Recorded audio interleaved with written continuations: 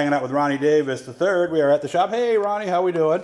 We've done a lot of things with Ronnie at the shop, and we kind of figured we'd do another one here today. This is the car from Super Dirtwig that he ended up being on top of another car. Go back to our video from that, and you'll see what it's like to get out of the car in that situation. We're going to go through and kind of show you some things that happened in the wreck. First of all, Ronnie, how we doing? Not bad. All right, so let me see. What happened to get you in this position in the first place? Well, just wrong place, wrong time, really, I think. You know, they just, I didn't even see how the wreck started, but, you know, next thing I know, they were kind of all piled up, and I kind of didn't really have anywhere to go, and it was just try to slow the car up as much as I could.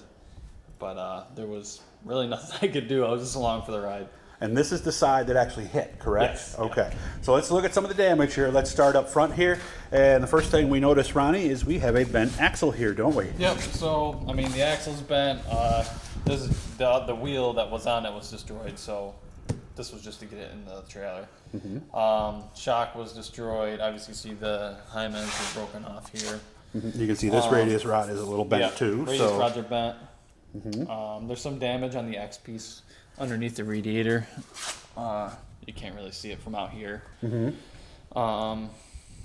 So yeah, that's to the extent right on this corner. Like I said, the wheel was kind of waffled up. So got the rim and the obviously a tire. Actually, the tire might be all right. I think it was more really the wheel itself. Yeah. Okay. I didn't see any slices in it, but I didn't try to blow it up either. Okay. The other thing noticed right away is the radiator. Yep. No yeah. problem Radiator there. got it. Obviously, all the panels that were on here were crushed right down. So were any panels salvageable? About two. About two. Yeah. Okay. Yeah. Got the hood, got the carburetor. Yeah, we'll show you the carburetor in just a second. We'll take that top off and show you exactly what happened there. Can this radiator be fixed, or is it gone? We'll put a new one in it. Is it still work? Does somebody? It wasn't leaking, but you know, with the crush up like that, it's, you know, we got a couple rows of fins crushed down, so it's not really worth, you know, bothering with.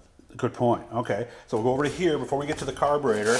This is a body mount. Is that what we call this down here? Yeah, basically? this is like the lower door mount. This mount here would be for your hoop.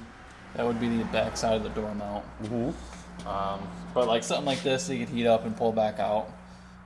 This piece here. It did look like it crinkled it a little bit here, though, didn't it? Yeah. Is that a big deal? The dimple here really isn't a big deal.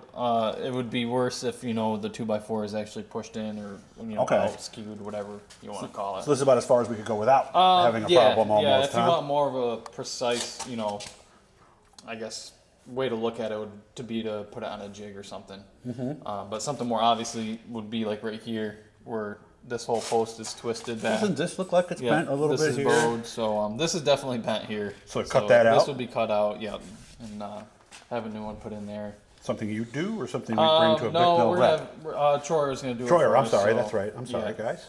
That's right. I forgot this was a Troyer. Yeah. That's right. We watched. This isn't the one we built in front of the camera, though, is it? No. That was a different one. Okay.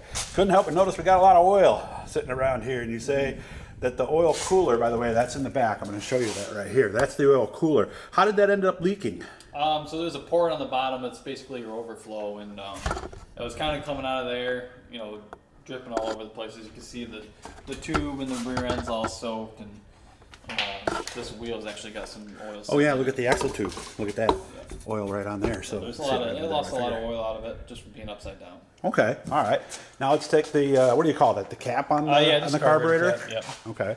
Actually, I'm going to go to the other side, so I'm not looking at the open door with the sunlight, which we're very happy to see, by the way, today. So yeah, just you can see it got a little bit of carburetor cracked it here. The whole, you know, filter was pushed over, and then it got this tube too. Mm-hmm. So, you can actually see the tubes are kind of leaning to the right or to the left. Well, right as we look at it now, but left as you sit inside the car. So what does that mean? A rebuild? I've never gotten into a carburetor in a wreck, so I don't know if it's fixable. I don't know what they do with that. Okay. But yeah, I'll find out on that one. Okay. The other thing we wanted to point out, since we're here, Ronnie's going to come over so we can hear. There's a couple ways you can tell a big block, and I'll swing over so you can see the small block. Look at the headers on the small block. Notice how the two are together, and of course the other two on the end. Where these are equidistant. So this is a quick way to tell a big block, right? Mm-hmm. Yeah. I mean, the real quickest way is kind of looking between the valve covers here. There's not much room compared to a small block.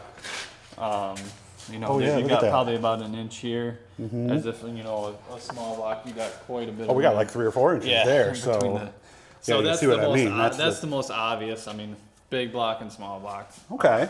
But yeah, as far as header tubes, if you're looking at them, you know, you can see the difference between these compared to how these are closer together in the small block. And of course, you can always look at the valve cover too, considerably bigger on the big block compared to the small block over here. And of course, the number of bolts is different too to hold that on. We've got 4 over here. Is that universal? For the most part, yes. Okay. I believe so. I mean, obviously, probably depending on the head combination you got. Sure. There, but yeah, intake's a lot higher, a lot bigger. You know, everything's just bigger on a big block. Like you were talking earlier with the distributors. Oh yeah, look Some at the of difference them- there.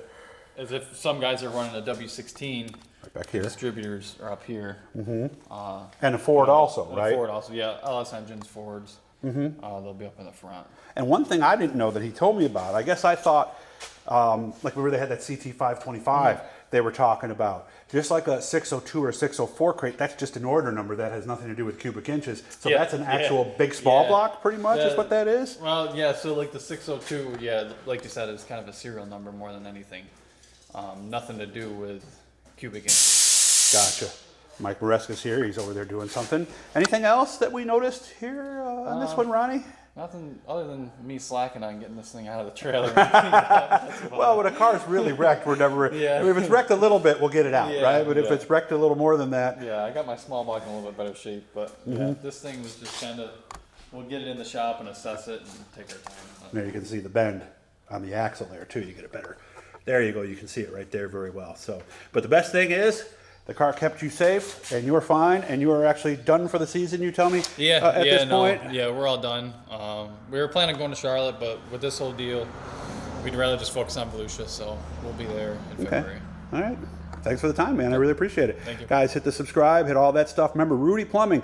They are our newest sponsor here. If you've got a faucet you need fixed, you got a big job, or you get one of those things at 2 in the morning or your basement's flooding, they are the guys to call. As always, Ronnie, I appreciate your time. Thank you very much. Thank you.